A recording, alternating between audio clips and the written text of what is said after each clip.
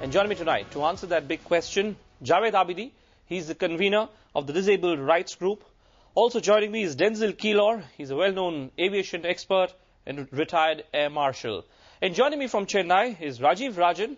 He suffers from the cerebral palsy. He's the man about whom that story which you just showed. And S. Smita. She's someone who's suffering from multiple sclerosis. Two people who have successively been on the wrong side of airlines. Welcome to all of you on the show tonight. Here's hoping that maybe by the end of the show, we'll get to know exactly what is the trouble with the airline authority. Starting with you first, Denzil Keylor.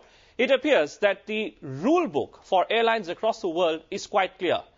It distinguishes very clearly about who are the kind of people who can fly, who are the kind of people who cannot fly. People like Rajiv certainly do not belong to the category in which they can't fly. Is the airline being insensitive?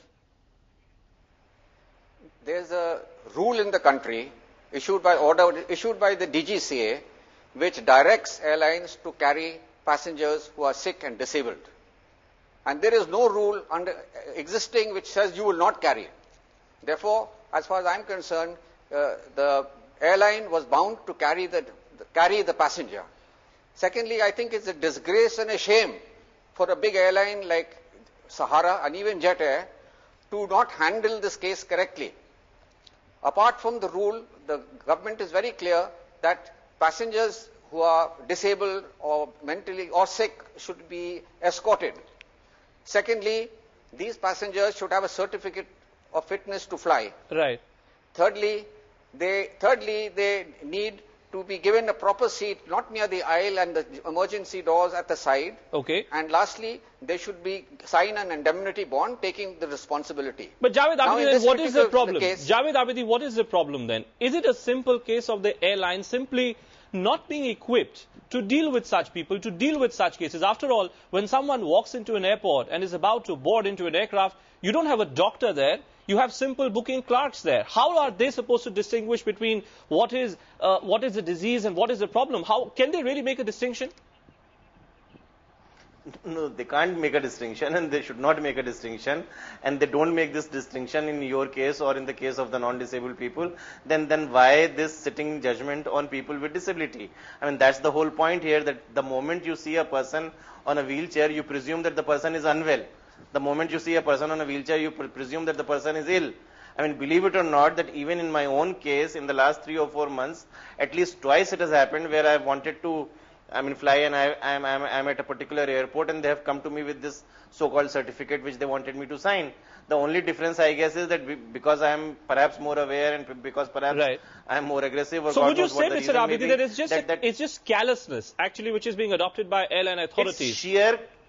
It is sheer carelessness, and let's mention the airline by name, which is Jet Airways or JetLite, as you prefer. Right. They are being so scared that they are not even willing to admit that the lapse has occurred by their airline, and they are trying to use the old brand name, which is Air Sahara. Okay. The whole world and its daddy knows that Air Sahara is now owned by Jet Airways, and they should take the responsibility fully and squarely. Let me then get a view now from someone who actually was on the wrong side of this JetLite airline, Rajiv Rajan. He was the one who was flying. Incidentally, he could not board that aircraft because he was not allowed to. But Rajiv, is this the first time that something like this has happened with you? Yes, the first time as far as the Lord is really boarding pass is concerned. And Smita, what about you? Have you also ever faced similar problems when you've been flying? Yeah, actually, I have also faced such problem. And initially, when we were traveling by Jet Airways, we were given a form and indemnity bond, and we were asked to sign where it said the Jet Airways is not responsible for any damage, mishap, or death happened to the passenger, to us. And similarly, when we were traveling by Air Deccan also, the same kind of form was given to us. And in both cases, we actually refused to sign because we were not going for medical treatment.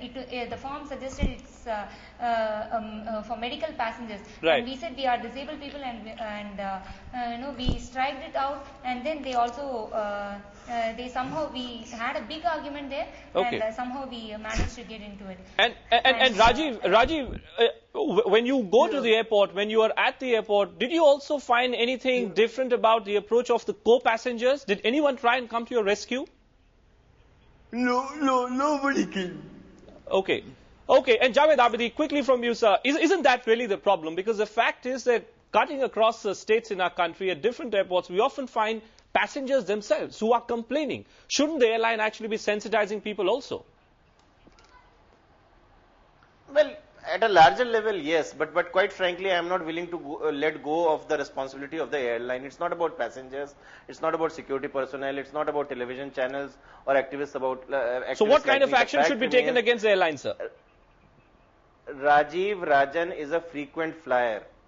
Just because he has a difficulty in speaking or expressing himself, just because his face may look a little peculiar because of his particular condition, does not mean Rajiv is one of our brightest disability activists in this country.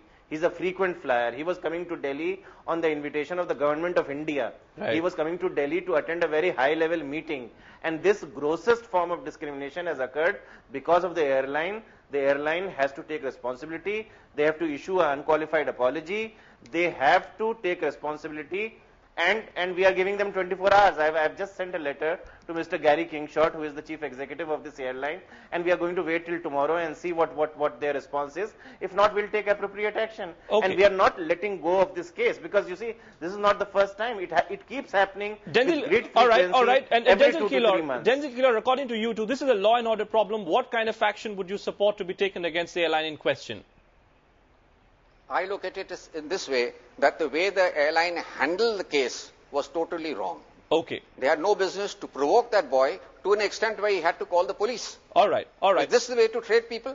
Okay, so certainly the airline seems to be in the wrong. On that note, Rajiv, Smita, Javed Abidi and Denzil Keeler, thanks for joining us tonight and sharing with us your views on a subject which really continues to rage a controversy across the country. This is not the first time. Last year, CNN-IBN citizen journalist Prithviraj had also been involved in something similar when his son, 11-year-old autistic boy, was not allowed to board an aircraft completely on similar lines. Take a quick break at this stage. When we return, we'll be giving you the other stories. These are the pictures which you're seeing of citizen journalist Prithviraj. And now this is a teaser of sorts from New Delhi, Mumbai and Kerala. Drunken driving in Delhi, in Mumbai. Why is it that a hoarding is being covered, and in Kerala, HIV students being back? All these big stories on the other side of the break.